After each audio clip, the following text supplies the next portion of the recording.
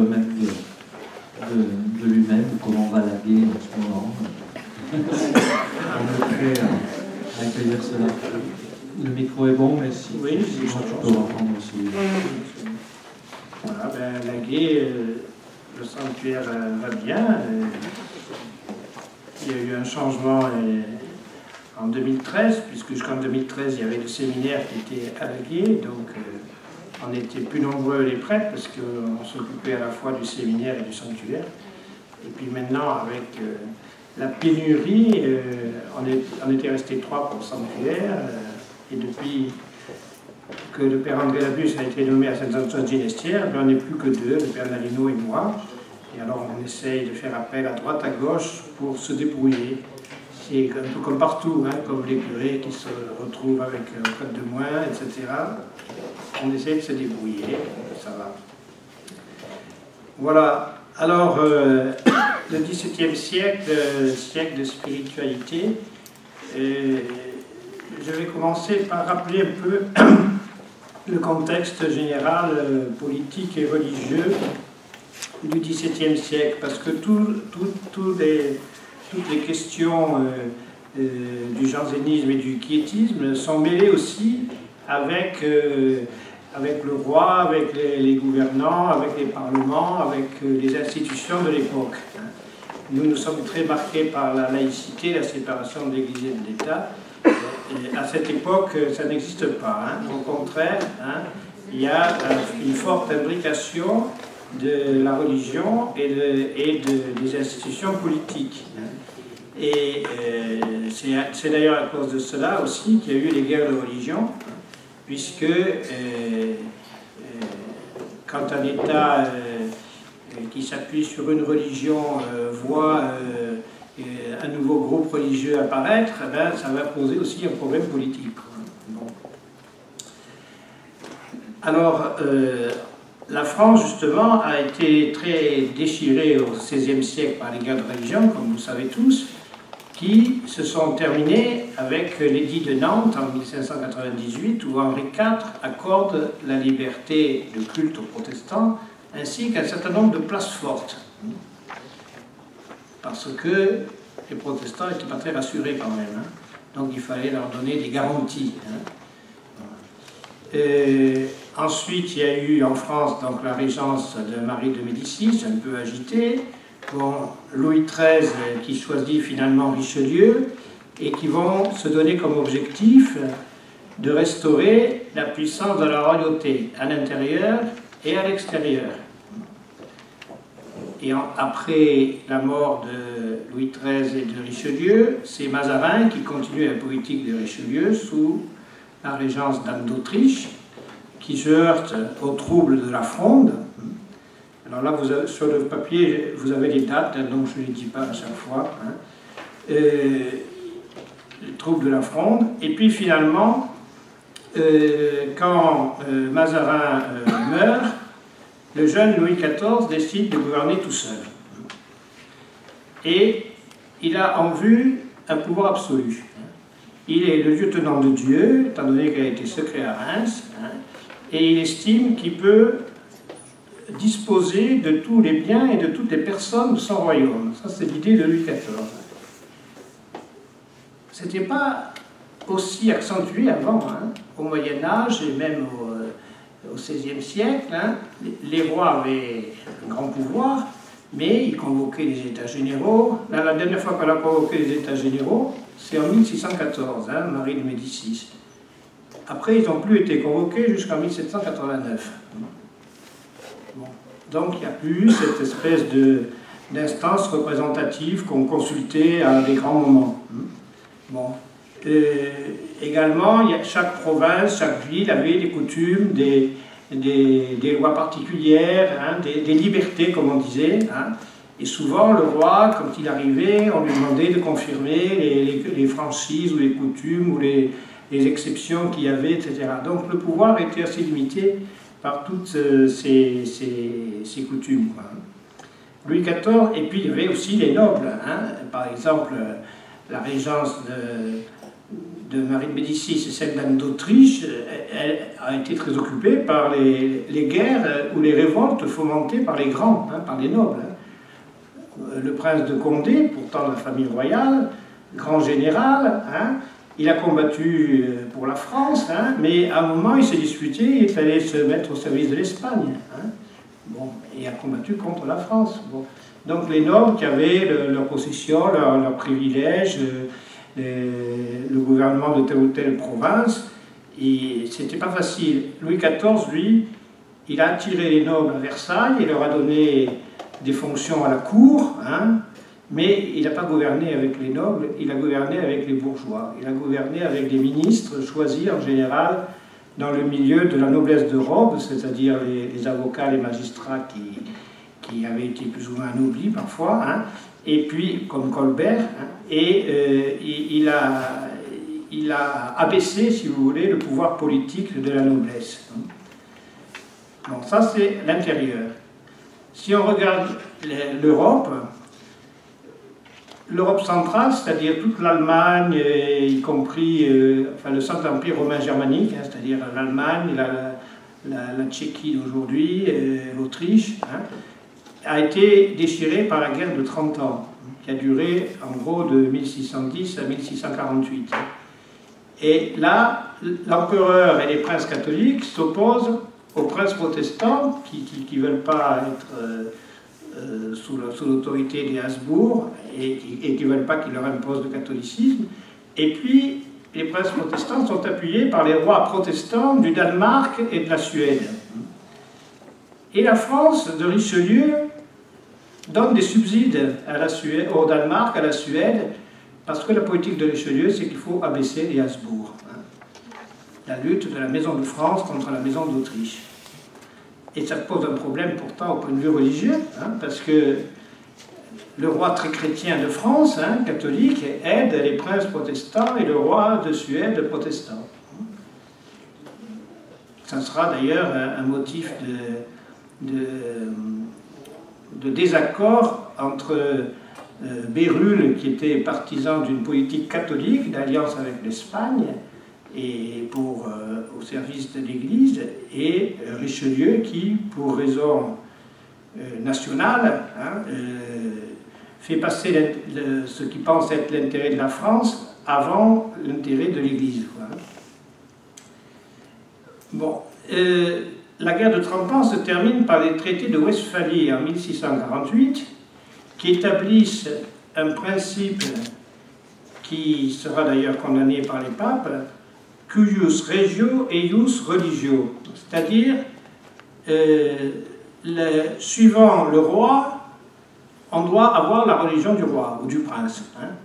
Donc, chaque prince ou chaque roi impose dans son pays la religion qui est dominante et qui est la sienne. Bon, c'est pas très conforme à la liberté de conscience. Hein.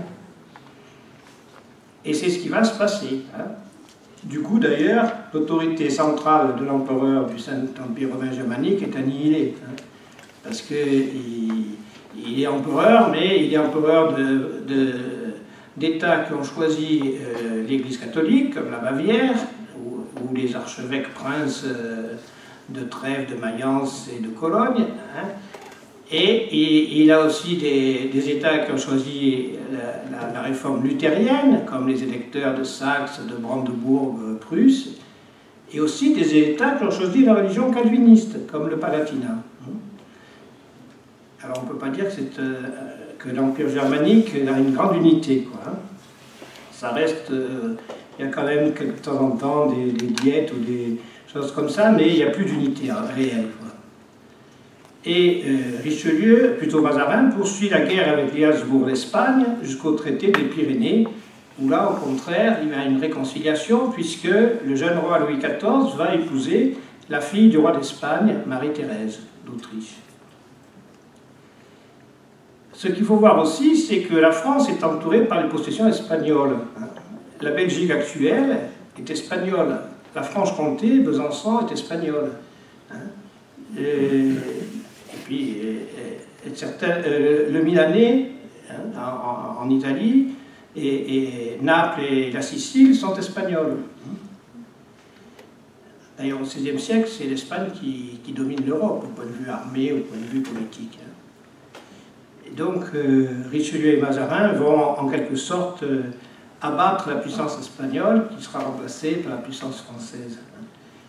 Et puis, il y a le nord des Pays-Bas qui s'est révolté contre l'Espagne et qui a formé les Provinces-Unies, la Hollande, protestantes, calvinistes, qui en plus développent leur commerce, s'entendent souvent avec l'Angleterre, et vont avoir un grand rôle outre-mer aussi, avec des colonies comme le Cap en Afrique du Sud, ou New York, qui s'est appelé d'abord Nouvelle-Amsterdam, etc. Et puis l'Angleterre a été dans les troubles à cette époque. Il y a eu toute une série de guerres civiles qui aboutissent à l'exécution du roi Charles Ier Stuart, à sa décapitation, à la proclamation de la République avec Cromwell, qui réprime une révolte catholique en Irlande en massacrant joyeusement les catholiques, et puis ensuite la restauration d'un Stuart. Louis XIV a essayé de rétablir le catholicisme en Angleterre. Il a marié sa sœur, Henriette de France, au roi Charles II. Le roi Jacques II devient catholique, et résultat, il se fait détrôner en 1688, et l'Angleterre fait appel à Guillaume d'Orange et à sa femme Marie-Lune Stuart. Donc, c'est des souverains protestants qui vont définitivement fermer toute perspective catholique en Angleterre. Les catholiques vont être pratiquement hors la loi, ils ne peuvent pas être fonctionnaires, ils n'ont pas le droit de célébrer le culte, etc. Et puis, si on regarde vers la Méditerranée, il y a l'énorme empire turc. L'empire turc contrôle tous les Balkans, tout le Moyen-Orient et les États barbaresques d'Afrique du Nord. Le Maroc, et Alger, Oran, Tunis, Tripoli, c'est des États qui sont esclavagistes, c'est-à-dire qu'ils font des razzias auprès des bateaux qui circulent en Méditerranée ou sur les côtes d'Italie, d'Espagne et de France, et ils amènent les gens, les chrétiens, en esclavage en Afrique du Nord. Et après, alors, ils permettent que certains viennent les racheter. Ce sera, par exemple, en fonction des ordres religieux, les trinitaires, les mercédaires, qui vont faire des quêtes en Europe pour aller racheter les captifs chrétiens qui sont dans les bagnes d'Alger, de Tunis, etc. Et puis aussi, c'est l'époque où se développe le commerce maritime et l'exploitation des colonies. C'est là que se développent les plantations de canne à sucre dans les Antilles, et dans le sud des États-Unis actuels. Et donc on va faire la traite des Noirs, on va radier des Noirs en Afrique et les amener esclaves en Amérique pour cultiver entre autres la canne à sucre. C'est aussi une époque où se développent les contacts avec l'Asie. Louis XIV recevra une ambassade du Siam. Il favorisera la création des missions étrangères de Paris qui vont envoyer des missionnaires en Asie, au Vietnam, plus tard en Corée, en Chine. Voilà. Et donc il y a une évangélisation qui se continue dans le monde. Voilà, donc ça c'est un bref tableau pour nous rappeler un petit peu quand même le contexte politique de l'époque. Le contexte religieux, alors l'Église de France a bien sûr souffert des guerres de religion.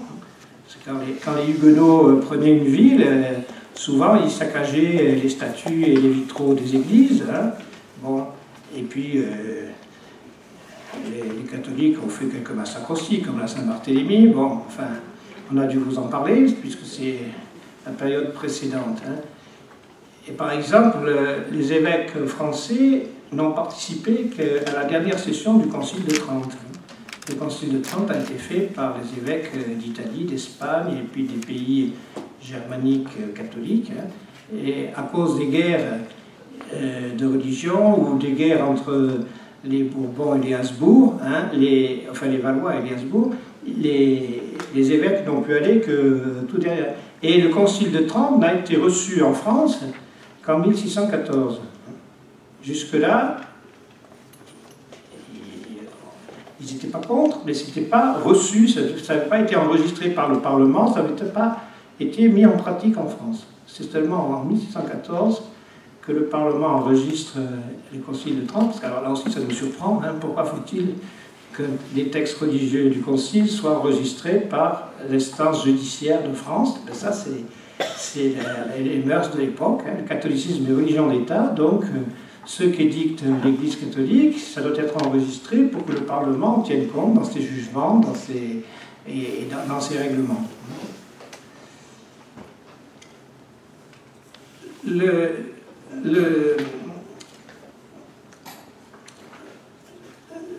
Il y a un renouveau de ferveur au XVIIe siècle.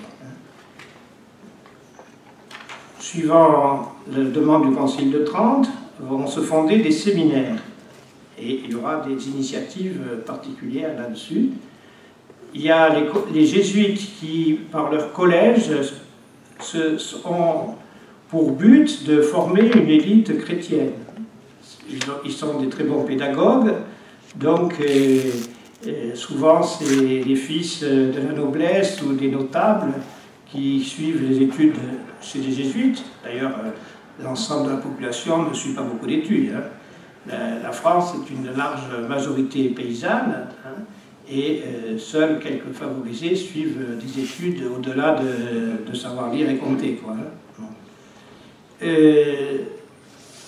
On a le grand docteur de l'Église, saint François de Sales, qui a vécu fin 16e, début 17e, qui, lui, va ouvrir la porte par son traité de la vraie dévotion à la Vierge,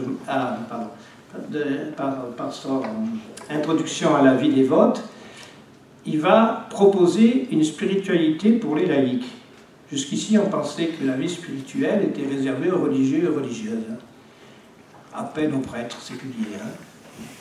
Tandis que lui, il va montrer que ce qu'il appelle la dévotion, c'est-à-dire une vie spirituelle forte, hein, elle est faite pour tous. En cela, il est un précurseur de Vatican II qui dit dans Lumen Gentium que tous sont appelés à la sainteté, hein.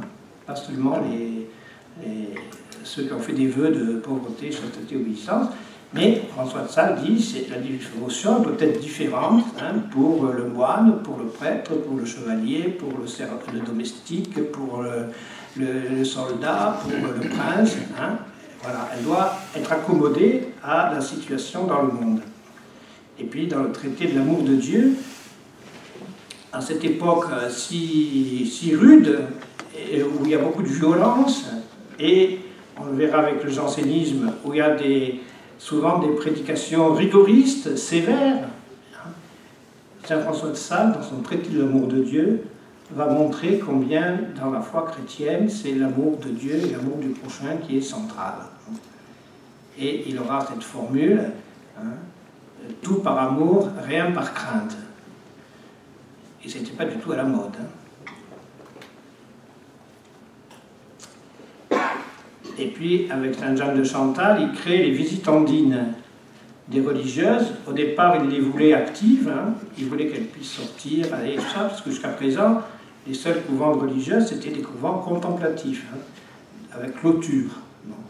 Lui, il a l'idée de créer des religieuses qui puissent aller visiter les malades, aider les pauvres et tout, mais son supérieur, l'archevêque de Lyon, puisqu'il est évêque de Genève, alors il ne peut pas être à Genève puisque Genève est devenue protestante, il s'est installé à Annecy, mais son supérieur, c'est l'archevêque métropolitain de Lyon, qui dit pas question que les religieuses se mêlent, sortent dans la rue, c'est pas question.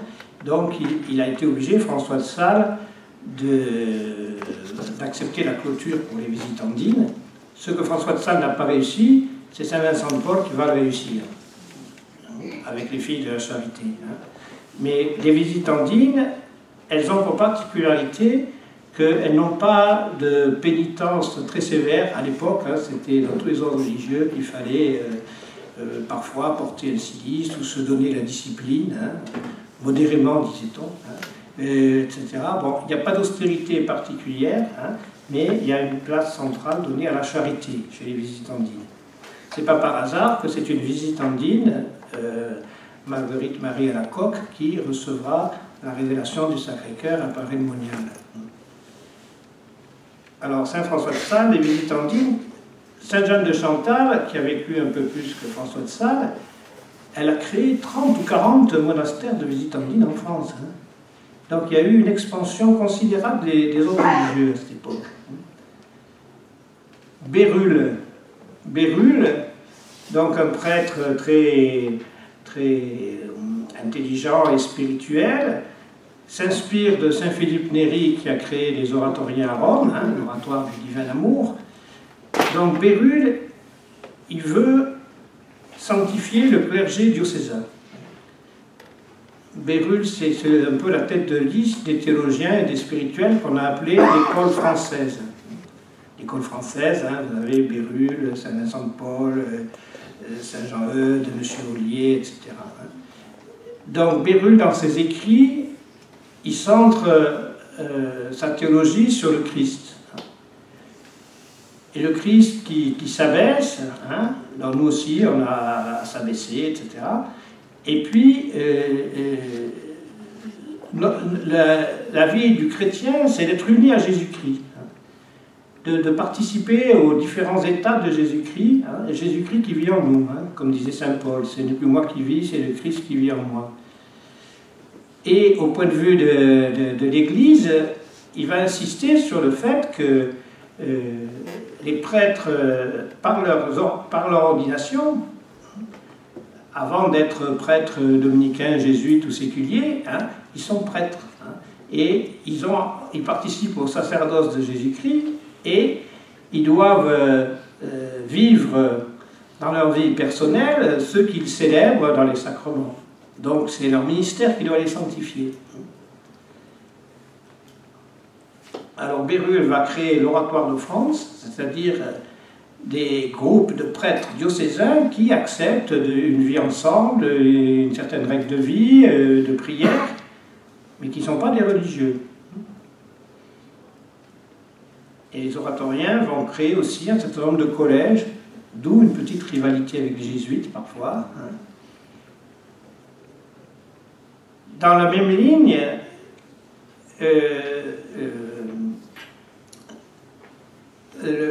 enfin je ne suis pas tout à fait là qui est là. Dans la même ligne, M. Ollier, curé de Saint-Sulpice, va créer la compagnie de Saint-Sulpice pour la formation des prêtres, pour les séminaires.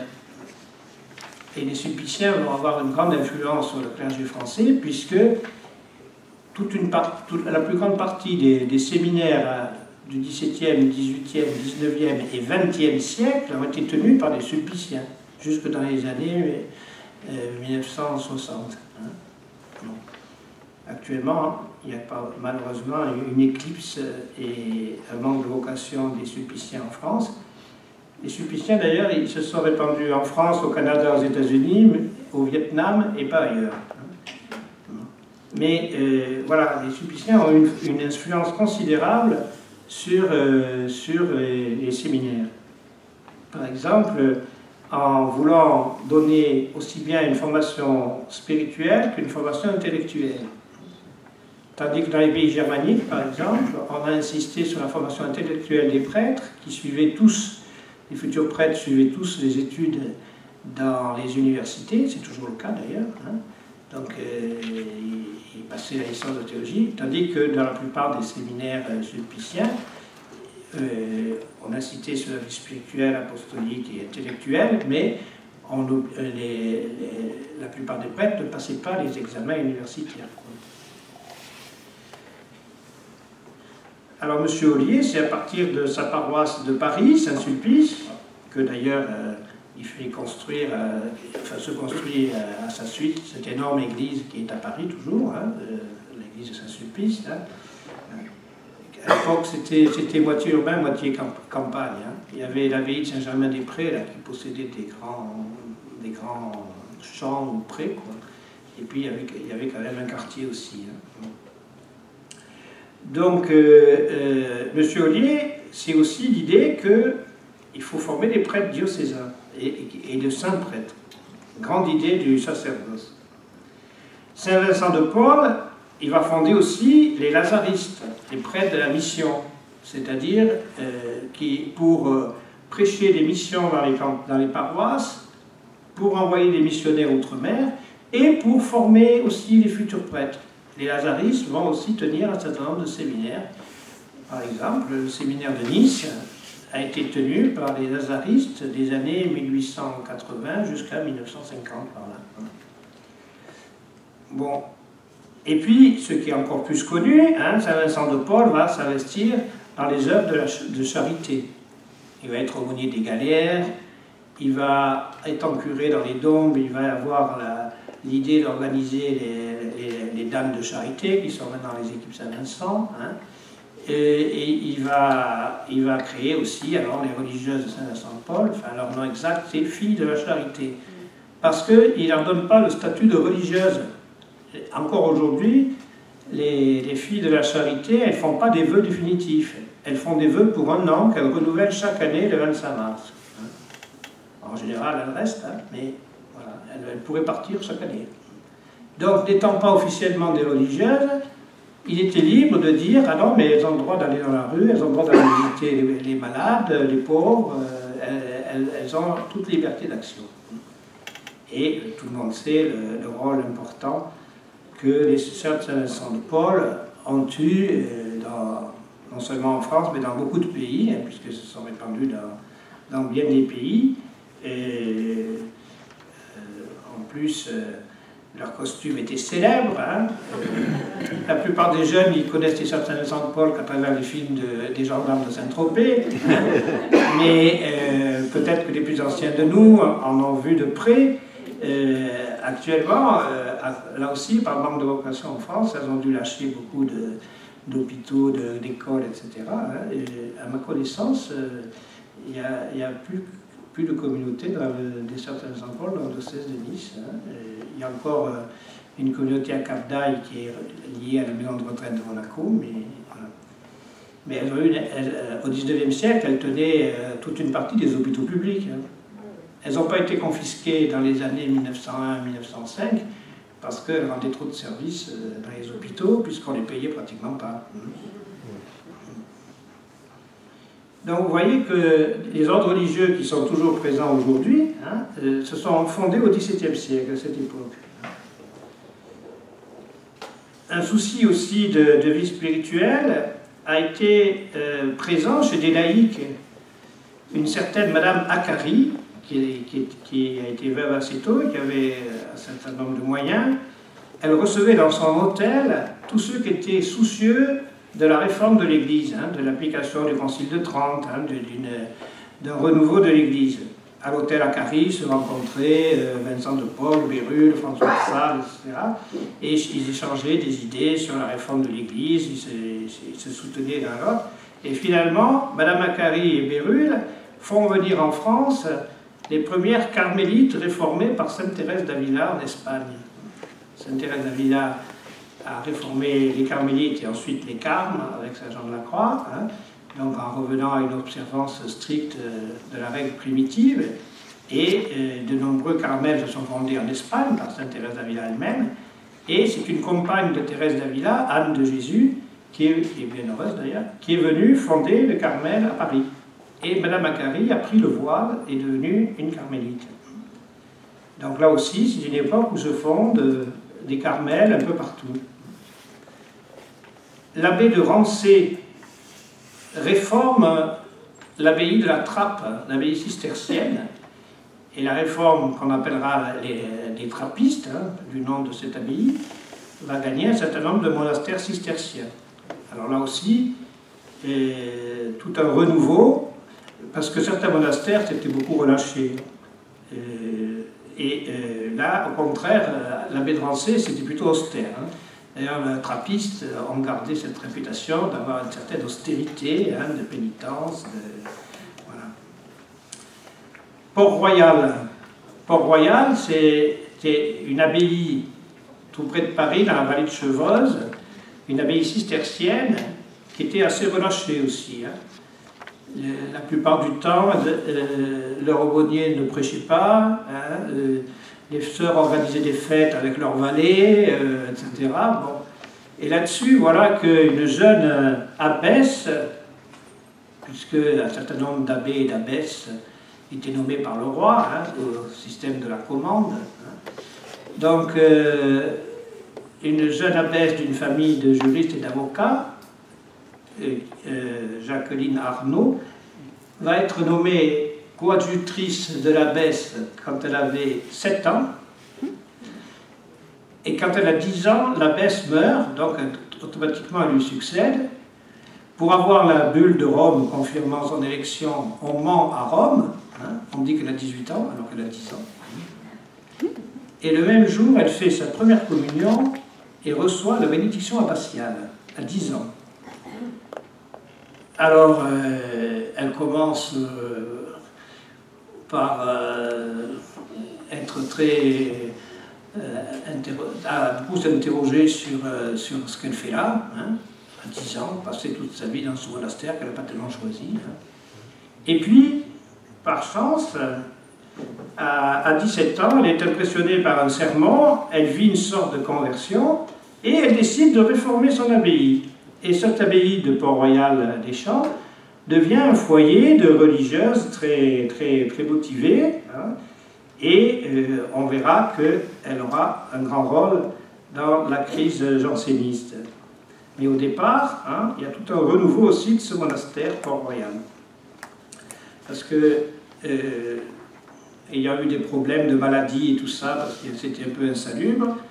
Et, elle persuade sa mère de lui acheter un terrain à Paris, et elle fait construire un autre monastère dans Paris, là où il y a encore actuellement le boulevard Port-Royal et la maternité de Port-Royal à Paris, pour ceux qui connaissent. Hein, c'est la maternité ou l'hôpital, il est dans les bâtiments de l'ancien monastère de Port-Royal de Paris.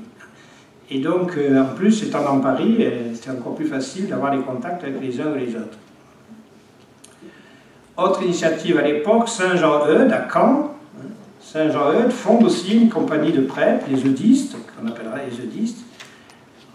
Et c'est lui le premier qui va parler de la dévotion au cœur de Jésus, au cœur de Marie. Donc là aussi, hein, une sensibilité à l'amour dans le Christ et puis dans Marie, qui sera une utile antidote au jansénisme trop desséché ou rigoureux. Dans la même ligne aussi, la révélation du Sacré-Cœur à Paray-le-Monial. Paray-le-Monial, la jeune religieuse Marguerite Marie, visitandine, reçoit plusieurs apparitions du Christ, qui lui dit, hein, en lui montrant son cœur, hein, voici ce cœur qui a tant aimé les hommes et qui, en retour, ne reçoit qu'ingratitude et mépris. Hein, et donc, il lui demande de faire connaître cette dévotion et tout ça. Quand elle raconte ça à sa supérieure ne la croit pas. On lui conseille de manger un peu plus de soupe. Hein. Et alors heureusement, il y a un jeune jésuite qui arrive à Paray-le-Monial et qui vient confesser les sœurs. C'est Saint-Claude la Colombière. Et donc lui, il va discerner que c'est authentique, il va la soutenir et il va faire connaître après cette dévotion qui s'épanouira au 18e, 19e. Hein. Et puis, encore à la même époque, un autre saint, plutôt vers la fin du XVIIe, début XVIIIe, Saint Louis-Marie Grignon de Montfort. Un prêtre un peu foufou, hein, mais plein de générosité, qui va surtout prêcher des missions dans tout l'Ouest, hein, en Bretagne, en Vendée notamment, hein, ou en Poitou. Il va fonder avec une fondatrice les filles de la sagesse, une conversion religieuse, et il va fonder les prêtres de Marie, hein, les Montfortins. Et il va écrire un livre qui aura une influence bien après sa mort, hein, qui n'a pas été très connu de son temps, le traité de la vraie dévotion à la Vierge Marie, qui a beaucoup influencé Jean-Paul II. Donc vous voyez, quelle collection de saints et de fondations à cette époque. Et la plupart de ces fondations ont porté beaucoup de fruits, non seulement en France, mais dans le monde. Au point de vue de la société, le clergé est le premier ordre du royaume. Vous savez, il y a 3 ordres, le clergé, la noblesse et le tiers-état. Le tiers-état, c'est tous ceux qui sont ni ecclésiastiques ni nobles. Le clergé est dispensé de l'impôt principal, la taille, hein, et par contre, il reçoit la dîme, normalement, de toutes les récoltes. Alors, normalement, c'est 10% des récoltes, mais souvent, c'est un peu moins. Hein. Bon. Et puis il y a des problèmes aussi toujours de dîmes. Qu'est-ce qui prend la dîme dans tel village? Est-ce que c'est le curé? Est-ce que c'est l'évêque? Est-ce que c'est les chanoines? Est-ce que c'est l'abbé du monastère? Enfin bon. Mais ça fait quand même des richesses. Comme le concordat de Bologne, François Ier, a donné au roi de France le privilège de nommer les évêques et les abbés, et le pape devant leur donner l'institution canonique, le roi est maître un peu des nominations d'évêques et d'abbés. Et il s'en sert des fois pour placer des gens à qui il veut faire plaisir, ou il veut faire plaisir à leur famille, ceux qui sont frères d'un prince ou d'un notable, etc. Donc ce qui fait que le haut clergé, il est riche, mais il n'est pas toujours très pastoral, parce que beaucoup de prélats passent beaucoup plus de temps à la cour ou dans diverses activités que dans leur diocèse. Et la noblesse a tendance à caser les cadets de noblesse dans le clergé, parce qu'il y a le droit d'aînesse, hein. Donc le fils aîné, il va hériter de l'essentiel de la propriété de son père, hein. Et les cadets, il faut les placer. Alors pour la noblesse, on les place ou dans l'armée ou dans l'église. Bon. Et le bas clergé est nombreux, de même ici, hein. On me disait qu'au XVIIIe siècle, dans le village de Sospel, il y avait 20 ou 25 prêtres. Bon. Le clergé est nombreux, le bas clergé est nombreux, mais pas toujours instruit, surtout au début du siècle, puisqu'il n'y avait pas de séminaire, hein. Les prêtres étaient formés un peu sur le tas par leur curé, et puis l'évêque les réunissait pour quelques retraites, et on les ordonnait. Hein. Bon, et certains étaient carrément ignorants et prêchaient très peu souvent. Saint François de Sales, il va se battre avec les curés de son diocèse pour qu'ils prêchent chaque dimanche. Parce qu'il y avait la coutume que s'ils prêchaient, on leur donnait quelque chose en plus, alors les dimanches où on leur donnait rien, ils ne voulaient pas prêcher, enfin des choses comme ça, quoi. Alors j'espère que je ne vous scandalise pas à travers tout ça, mais voilà, hein, l'Église a vécu des grandes richesses et aussi des carences, hein, suivant les époques. Et par contre, alors, l'Église s'occupe des pauvres, hein. Elle est pratiquement la seule à s'en occuper, hein. Donc il y a pas mal de monastères ou de paroisses qui ont des distributions d'aumônes, de nourriture pour les pauvres.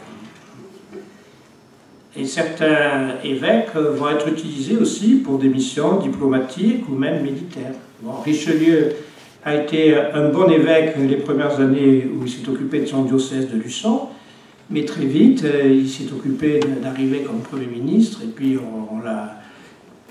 Comme faisaient d'autres, il a délégué ses fonctions d'évêque à son vicaire général, hein, et lui, il s'est occupé de la politique de la France, quoi. Mais enfin, il était quand même sincèrement croyant, hein, c'est lui aussi qui a poussé Louis XIII à faire ce fameux vœu pour consacrer le royaume de France à la Vierge Marie et faire du 15 août une fête nationale. Hein.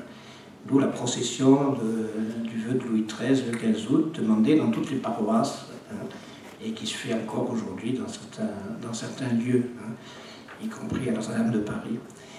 Bon, c'était aussi en action de grâce pour la naissance de Louis XIV.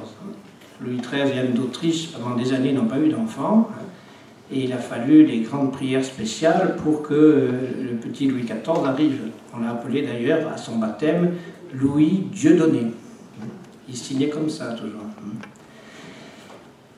Voilà un petit peu quelques traits généraux sur la politique et la religion en France au XVIIe siècle. Alors, le jansénisme. Le jansénisme,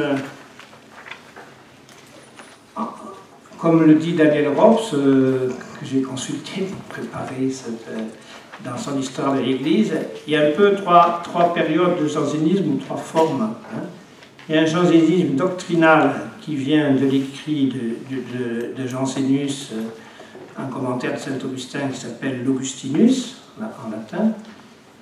Il y a un jansénisme moral qui va être accentué en France par l'ami de Jansénus, Saint-Cyran et puis Port-Royal. Et puis après, il y a un jansénisme polémique, parce que les condamnations arrivant sur certaines idées exprimées par Jansénius, hein, il y a tout un parti qui va essayer de s'y opposer ou de les contourner. Et là vont se distinguer Antoine Arnauld et Blaise Pascal, notre grand Pascal, hein, qui a vécu sa conversion et sa vie chrétienne dans le milieu janséniste. Alors, le jansénisme doctrinal. Luther et Calvin avaient déjà formulé un certain nombre d'idées sur la grâce, sur la liberté, le libre arbitre, sur la prédestination. On a dû vous en parler ce matin, je crois. Hein? Bon.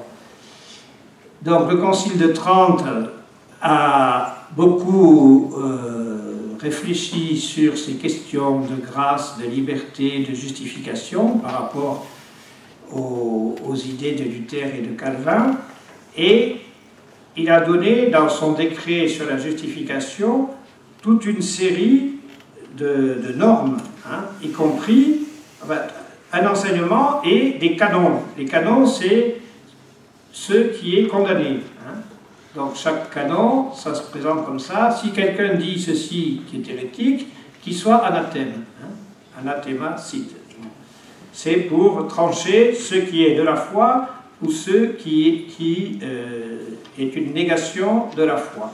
Alors, je vous ai remis dans le texte quelques canons du Concile de Trente sur la grâce, le libre arbitre et la prédestination, pour vous montrer un peu les questions qui se posaient et que nous, on ne comprend pas toujours, hein, parce qu'on n'est plus tellement habitué à ce langage et à tout ce qu'il y a derrière. Hein.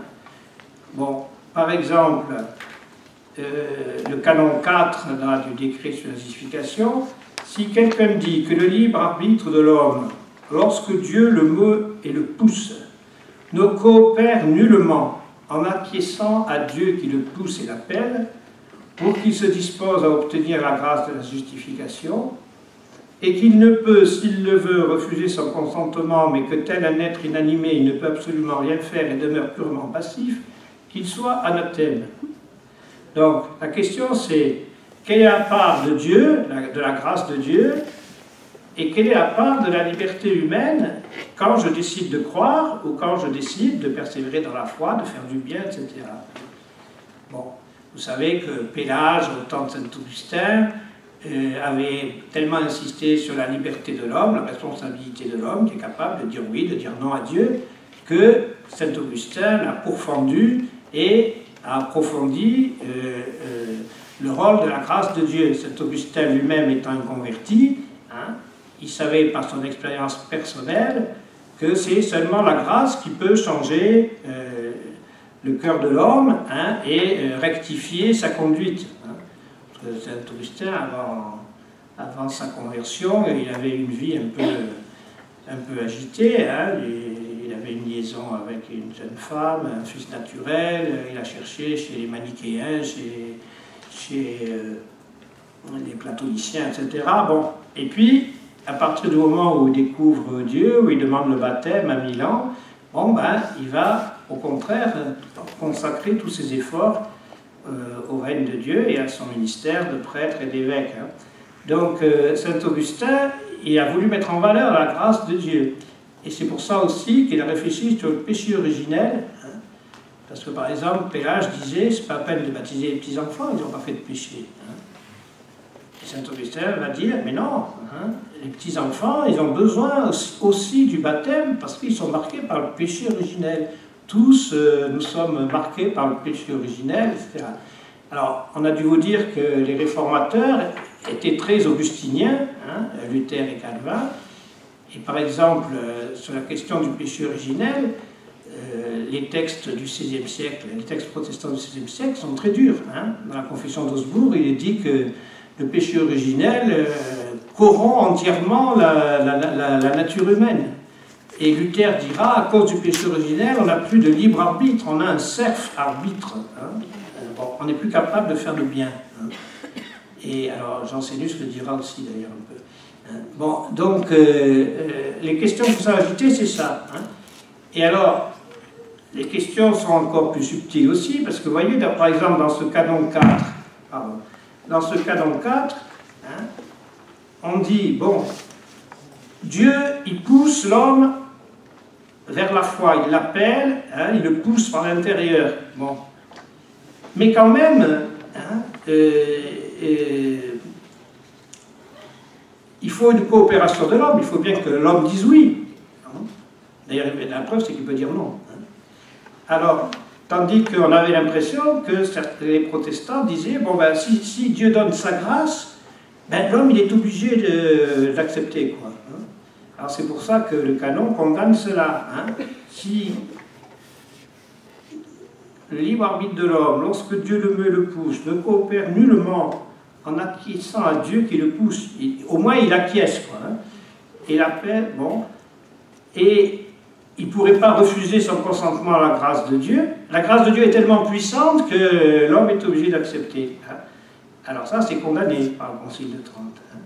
Bon. Après, une autre question aussi, hein, qui vient au canon 5, si quelqu'un dit que le libre arbitre, après le péché d'Adam, est perdu ou éteint, et qu'il ait une réalité purement verbale et même un titre sans fondement, une fiction introduite par Satan dans l'Église, alors ça c'est plutôt la position de Luther, hein, bon, ben, qu'il soit anathème. Hein. Donc, le péché originel, dira le Concile de Trente, blesse la nature humaine, l'affaiblit, hein, affaiblit le libre arbitre. Hein. Il est plus capable de choisir le bien par lui-même, hein, il lui faut la grâce. Mais le libre arbitre n'est pas complètement annihilé. Hein. L'homme peut faire du bien avec, aussi un peu avec ses propres forces, sans la grâce. Alors là aussi, est-ce qu'en disant ça, on diminue l'efficacité de la grâce de Dieu ou pas, hein? Donc on va parler de grâce efficace, on va parler de grâce suffisante, on va parler quel était l'état de l'homme avant le péché. Ça, personne ne peut le dire, hein, puisque c'est un peu une abstraction théologique. Hein, l'état de nature d'Adam avant qu'il y ait le péché originel. Et pourtant, il y a des tas de chapitres dans Jean Zénus qui sont sur des raisonnements sur ce qu'était l'homme avant le péché et ce qui sera après. Hein. Bon. Voilà, donc dans ce problème de la grâce et de libre arbitre de l'homme, c'est quelque chose qui travaillait cette époque. Hein. Avant Jean Zénus, il y a eu un professeur de Louvain qui s'appelait Baius, qui a aussi travaillé ces questions-là et qui s'est fait condamner par Rome. Je vous ai mis les erreurs de Baius condamné par Simplice V en 1567. Parce que c'est le milieu de Louvain, donc l'université de Louvain en Belgique, hein, c'est là que s'est formé Jean Zénus et qu'il a enseigné. Hein. Et il était influencé par les idées de Baius. Alors, les erreurs de Baius, hein, qui affirmait « Nul péché n'est véniel de sa nature, mais tout péché mérite la peine éternelle ». C'est dur, hein. Si j'ai dit du mal de mon voisin, je mérite la peine éternelle. Hein. Bon, toutes les œuvres des infidèles sont des péchés, et les vertus des philosophes des vices. Donc, voilà. Le libre arbitre sans le secours de la grâce de Dieu n'est bon qu'à pécher. La proposition « Dieu n'a commandé rien d'impossible à l'homme » est faussement attribuée à Saint-Augustin alors qu'elle est de Pélage. Bon. Alors là aussi, hein, si on pense que la grâce de Dieu est toujours efficace, hein, à ce moment-là, ceux qui ne reçoivent pas la grâce, ils ne peuvent pas être en accord avec Dieu, ils ne peuvent pas suivre les commandements. Mais est-ce que Dieu peut ordonner des commandements en sachant que c'est impossible à les suivre? Alors vous voyez les discussions là-dessus. Hein. Bon. Le dernier, là, chez les baptisés retombés dans le péché mortel, la concupiscence qui maintenant domine en eux est un péché comme les autres habitudes mauvaises. Alors là aussi, c'est des abstractions. Hein. Le Concile de Trente dit le baptême, hein, efface la faute originelle. D'ailleurs, il précise d'ailleurs que cette faute originelle est transmise par propagation et non pas par génération. Hein. Parce que certains pensaient que le fait même de la génération était mêlé de péché. Quoi, hein. Bon, donc, Mais le Concile de Trente dit la faute originelle est enlevée par le baptême, mais il reste en nous la concupiscence pour le combat. C'est-à-dire que même après le baptême, il nous reste des tendances mauvaises. Mais nous avons, avec la grâce de Dieu, la force de ne pas les suivre. Bon, c'est une constatation, si vous voulez. Tandis que là, Baius dit cette concupiscence, elle est un péché. Donc vous voyez, Baius, comme Luther et Calvin, est assez pessimiste sur la nature humaine. Alors il s'est fait condamner. Bon. Jansénus. Qui était Jansénus? Bon, d'abord, il s'appelait Jansénus, c'est son nom latin, parce qu'à l'époque, tous les théologiens écrivent en latin. Du coup, ils peuvent correspondre facilement, d'ailleurs, entre la France, l'Espagne, l'Italie, les Pays-Bas. Bon, tout le monde parle latin. Bon. D'ailleurs, même au point de vue littérature, Descartes a écrit d'abord ses fameuses méditations en latin.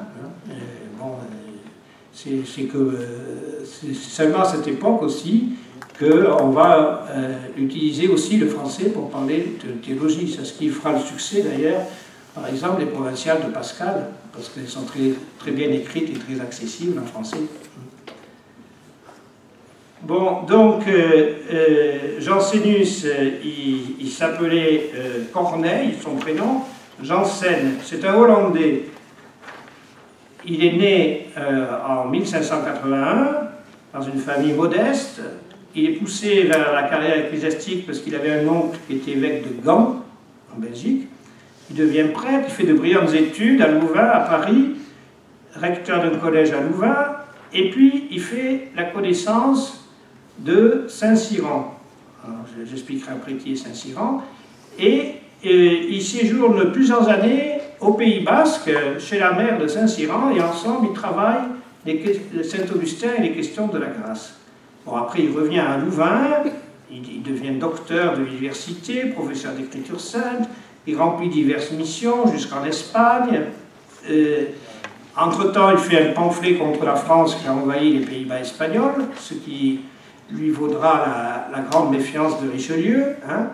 Et à un moment, il décide que c'est Saint-Augustin qui peut donner la solution de toutes ces disputes sur la grâce et la liberté, et qu'au fond, tous les théologiens de son époque, ils n'ont pas compris Saint-Augustin. Alors lui, il va travailler pendant des années Saint-Augustin, il dira qu'il a lu 15 fois toute l'œuvre de Saint-Augustin, et il va en sortir à la fin de sa vie un grand livre, l'Augustinus, qui sera achevé juste avant sa mort.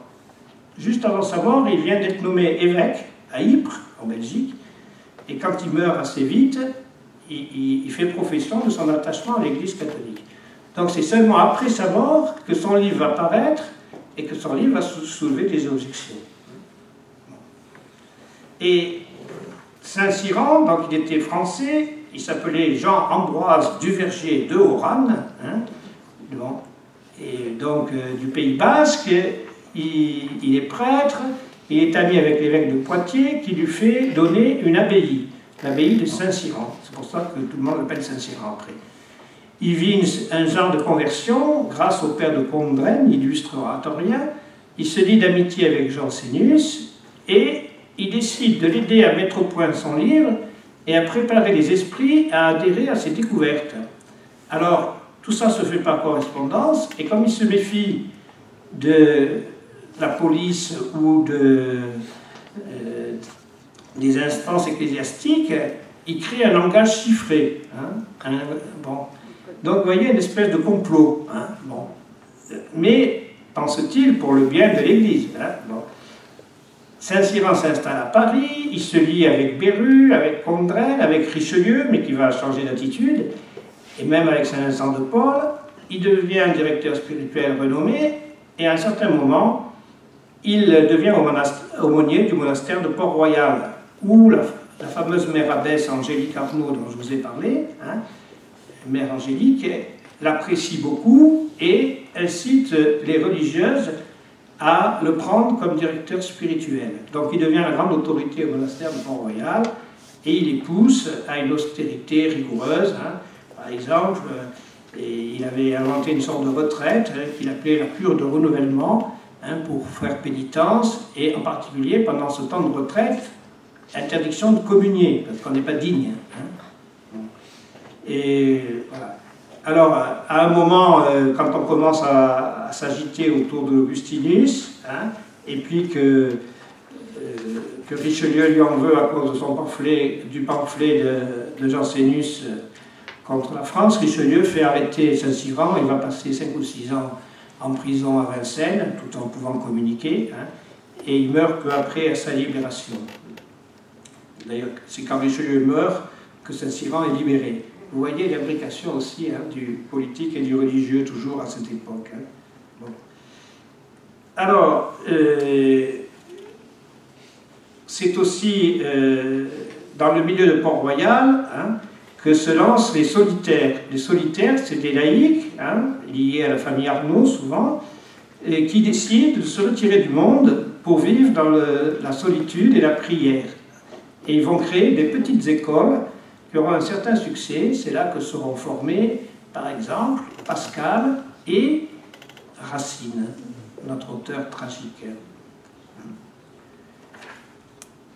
Alors ça, j'ai parlé du jansénisme doctrinal, bon, très rapidement, hein, si vous voulez approfondir la grâce et la liberté, je vous souhaite beaucoup de courage, parce que je ne suis pas sûr d'avoir tout compris. Bon, alors, je résume quand même les théories de Jansénus. Hein. Alors, il faut dire aussi qu'à cette époque, il y a un conflit qui dure depuis des années entre les dominicains thomistes et les jésuites, parce qu'il y a un jésuite, Molina, qui a écrit un bouquin sur la grâce, hein, en Espagne, enfin, paru à Lisbonne, et qui lui dit, mais écoutez, c'est très simple, Dieu il donne une grâce suffisante à tout homme pour qu'il puisse répondre à son amour. Bon. Et les dominicains disent, ah non, non, c'est pas comme ça, il y a la grâce efficace, il y a ceci, il y a cela, etc. Ils se plaignent à Rome, tous les deux, les papes organisent pendant 7 ou 8 ans des conférences contradictoires. Il y a une congrégation spéciale à Rome qui est chargée de juger qu'est-ce qui a raison ou qu'est-ce qui a tort. Hein. Et finalement, le pape décide qu'on ne peut pas trancher, qu'il y a une certaine liberté de pensée pour les théologiens, que ces questions sont délicates. Alors, il a interdit aux deux parties de se traiter réciproquement d'hérétiques, hein, et il interdit qu'on publie sur le sujet de la grâce sans l'accord du Saint-Office. Jansénus ne tient aucun compte de cette interdiction, puisqu'il va sortir son livre qui est sur la grâce, quoi, qui est un commentaire de Saint-Augustin, mais sur la grâce. Alors, donc, dans ce livre, hein, Jansénus pense que, d'accord, avant le péché originel, l'homme était libre, sa volonté droite était tournée naturellement vers le bien, mais dans l'état de la nature déchue, il est esclave du péché, entraîné sans cesse par la délectation terrestre, et tout ce qu'il fait le conduit à l'abîme de perdition. Dieu vient à son secours, par le Christ qui donne la grâce efficace, qui vient réorienter la volonté humaine, la libérer de l'esclavage du péché. Sans la grâce, les justes eux-mêmes sont incapables de résister à la tentation. Voir Pierre, qui était pourtant juste, mais qui a renié le Christ lors de sa passion. Et alors, c'est là que ça va être hérétique. Cette grâce n'est pas donnée à tous. Il y a beaucoup d'appelés et peu d'élus. Et ce qui est symbolique, c'est ce qu'on appelle les crucifix jansénistes, vous savez. Il y a une mode de faire des crucifix en ivoire. Alors c'est aussi peut-être la forme de l'ivoire qui a joué, mais au lieu que le Christ ait les bras comme ça, le Christ a les bras comme ça. Comme ça, il sauve tous les hommes. Là, on rappelle qu'il y a beaucoup d'appelés, mais peu d'élus. Alors, vous voyez où on peut aboutir. Hein, voilà. Bossuet dira que les idées de Jansénus, c'est du calvinisme rebouilli. Daniel Robb, c'est plus indulgent, il dit c'est du semi-protestantisme. D'ailleurs, il y a un calviniste qui se réjouit beaucoup de la parution de ce livre et qui dit que c'est très intéressant. Bon, alors, ce qui va se passer, c'est que le jansénisme doctrinal, surtout avec Saint-Cyran et Port-Royal, va devenir aussi un jansénisme moral. C'est d'ailleurs ce qu'on a retenu. quand on parle d'un esprit janséniste, on veut dire une rigueur, une morale trop stricte, trop austère, trop raidie, quoi, hein. Alors à l'époque, il faut dire que les prédicateurs, ils étaient plutôt sévères, hein. Il y avait un certain pessimisme, il fallait se retirer du monde, il fallait craindre l'enfer, hein. Parfois il peut y avoir une crainte salutaire de l'enfer, hein, puisque Sainte Thérèse d'Avila disait qu'elle avait évité un péché grave seulement par crainte de l'enfer, hein. Bon. Mais enfin, voilà. Alors, sur le thème, hein, souvenez-vous que les jugements de Dieu sont terribles. On parle beaucoup de la justice de Dieu à cette époque, de la gloire de Dieu, de l'offense qu'on fait à Dieu par le péché. Bon, on l'a un peu oublié, hein. On l'a peut-être trop oublié d'ailleurs, hein, parce que c'est aussi dans l'Évangile ça, hein. Bon, et Saint-Cyran ou Port-Royal, ils vont accentuer ça, hein. Souvenez-vous que les jugements de Dieu sont terribles. Par exemple, Saint-Cyran écrivait « Nous avons en nous une source continuelle de péché qui jaillit en mort éternelle, si Dieu ne met en nous cette fontaine de vie qui jaillit en la vie éternelle. » Donc c'est une conception raidie, austère, de la vie chrétienne. Bossuet commentera « Cette rigueur enfle la présomption, entretient un chagrin superbe, hein, et un esprit de fastueuse singularité. » Et c'est bien dit ça. Le jansénisme moral, c'est destructeur, hein, parce que ça donne de Dieu une image d'un Dieu gendarme qui surveille l'homme, qui exige beaucoup de l'homme. Et si on pousse à fond, c'est presque un Dieu ennemi de l'homme. On a même parlé d'un Dieu vautour, hein. Ça va quand même marquer l'esprit français, hein, parce que un certain nombre de Français, même des grands écrivains comme Pascal ou à notre époque comme Monterland, vont admirer cette rigueur, hein, vont admirer cette rigueur morale, ce refus du monde, etc. Et puis, il va y avoir aussi un jansénisme par rapport au sacrement. Alors, c'est en particulier dû à un élève de Saint-Cyran, toujours de la famille Arnaud, la même famille que l'abbesse de Port-Royal, qui s'appelait Antoine Arnaud. Il va sortir un traité de la fréquente communion. L'occasion, c'est que la marquise de Sablé, très mondaine, raconte à sa copine, la princesse de Guéménée, que son confesseur, un jésuite, l'a autorisé à communier alors que le soir, elle devait aller à un bal et il lui a dit qu'elle pouvait quand même aller au bal. La princesse de Guéménée raconte ça à son directeur Saint-Cyran, qui est complètement choqué et qui dit que c'est un laxisme épouvantable, hein, c'est un manque de respect pour la communion, etc. Bon. Et lui, Saint-Cyran, il pense qu'avant de communier, hein, il faut être sûr d'être purifié non seulement des péchés mortels, mais des péchés véniels, que c'est un signe de piété de ne pas communier tant qu'on ne se sent pas digne, etc. Bon. Et Arnaud va reprendre ça, va écrire un livre en français, bien écrit, qui va avoir un certain succès, hein, mais qui est dans cette ligne-là, et qui va inquiéter des gens avertis comme Saint Vincent de Paul. Hein, parce qu'il y a des prêtres qui vont appliquer ça, qui vont refuser l'absolution facilement, qui vont imposer des délais, qui vont conseiller aux gens de ne pas communier souvent. Hein. Déjà, à l'époque, on ne communie pas à chaque messe. Hein. Même les religieux, elles demandent à leur confesseur si elles peuvent communier une fois par semaine, ou 2 fois, ou quoi. Hein. Commentaire de M. Vincent sur le livre de Arnaud, là, de la fréquente communion. Si ce livre a servi à une centaine en les rendant plus respectueux à l'égard des sacrements, il y en a au moins 10 000 à qui il a nui en les en retirant tout à fait.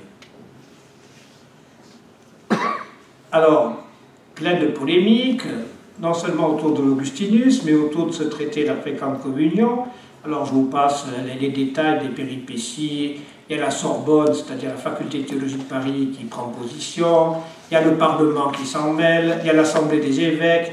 Finalement, 85 évêques demande à Rome de condamner les idées de Jansénus.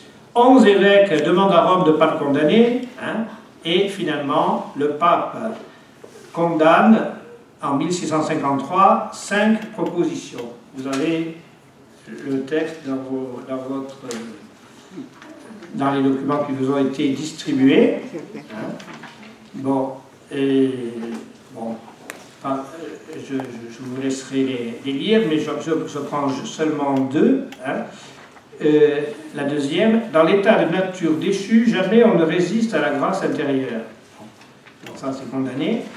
Et puis, la cinquième, il est semi-pélagien de dire que le Christ est mort ou qu'il a versé son sang pour absolument tous les hommes. Ça veut dire que Jansénus pense ça, et que l'Église refuse de dire que le Christ n'est pas mort pour sauver tous les hommes, mais seulement ceux qu'il avait prédestinés au salut. Le Christ est vraiment mort pour tous les hommes. Ça, c'est la foi catholique. Hein. Et c'est clair dans l'Écriture. Hein. Il a versé son sang pour la rémission de la multitude, etc. Alors là-dessus, il va y avoir encore une polémique, et c'est là que les jansénistes deviennent un parti religieux, mais aussi qui aura des colorations politiques. Hein. Bon.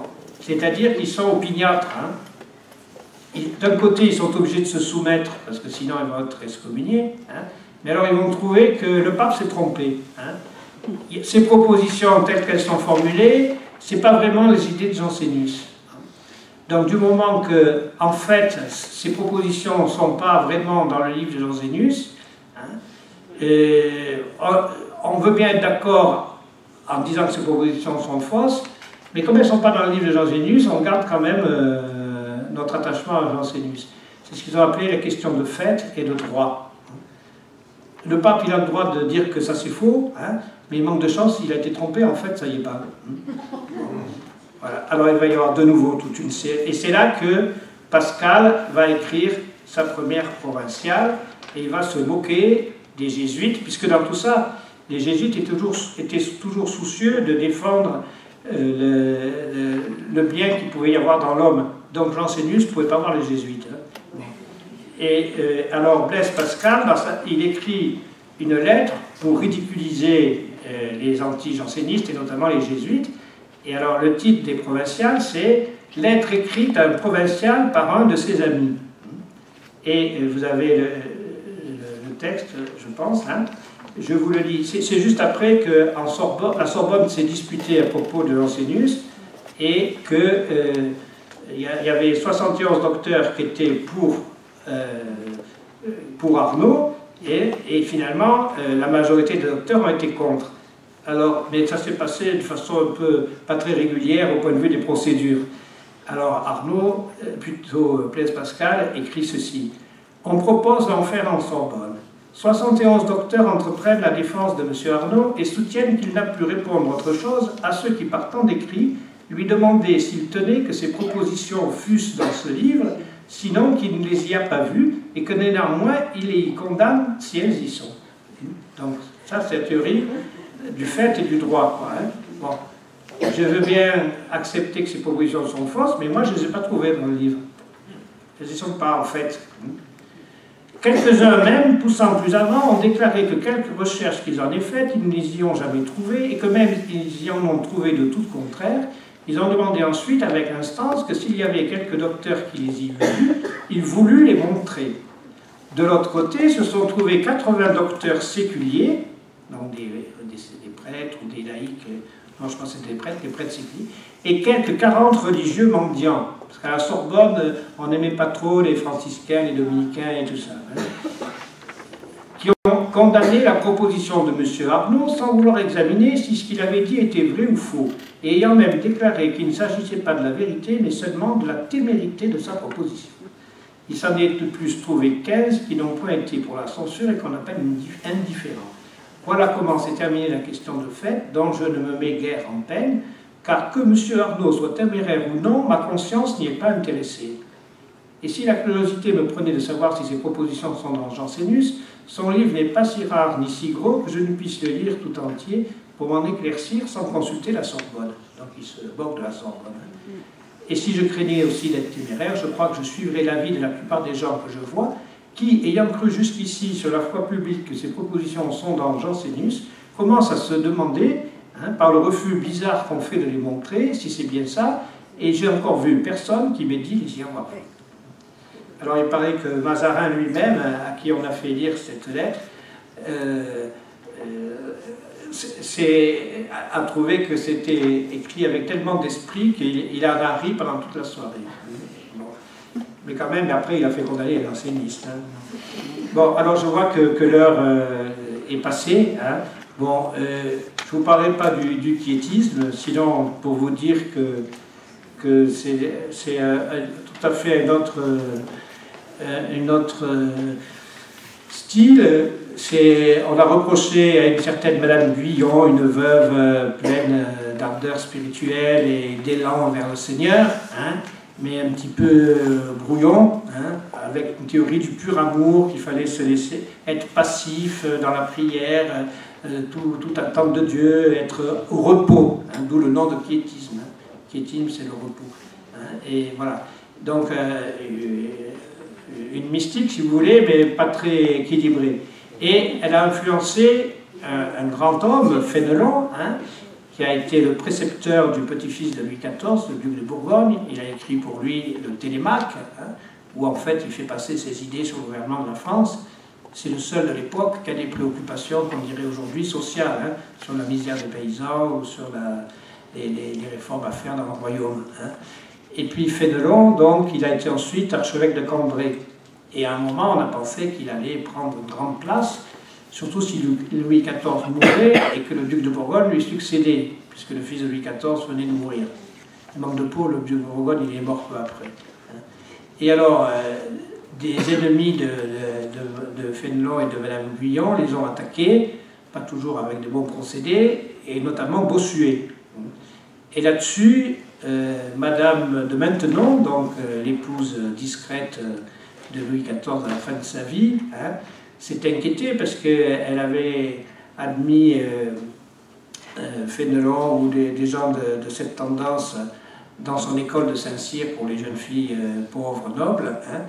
Donc, Madame de Guyon a été disgraciée, Fénelon a été disgracié, on lui a dit de s'exiler dans son diocèse. À l'époque, ne pas résider à la cour de Versailles et être obligé de rester dans son diocèse, c'était un exil. Donc, Fénelon n'a plus d'importance politique, il s'est d'ailleurs soumis à tout ce que lui demandait l'Église. Bon. Mais voilà, ça c'est le quiétisme, c'est un autre genre de crise qu'il y a eu à l'époque, et il y a eu des condamnations aussi. Et puis une dernière crise qui va aussi se rejoindre le jansénisme, c'est le gallicanisme.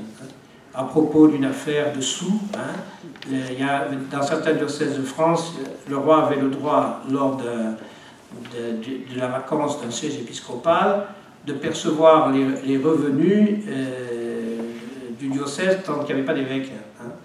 Et de sa propre autorité, il a décidé que maintenant ça se ferait dans tous les diocèses, et pas seulement dans ceux où c'était l'habitude.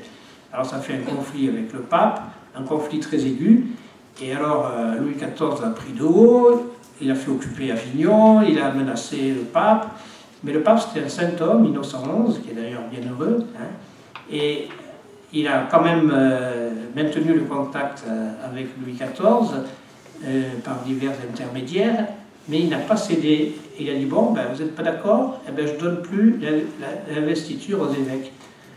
Donc pendant 7 ou 8 ans, il n'y a plus de nouvel évêque, parce que tous les candidats nommés par le roi, le pape leur demandait de démentir la déclaration gallicane des 4 articles que le roi avait ordonné d'enseigner dans tout le royaume.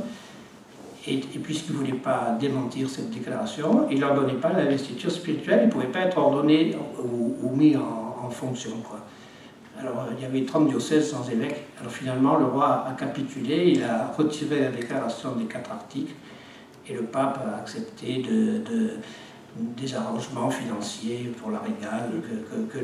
Le pape a accepté que ce droit de régale s'étende à tout le royaume. Il a lâché le financier pour garder le spirituel. Voilà.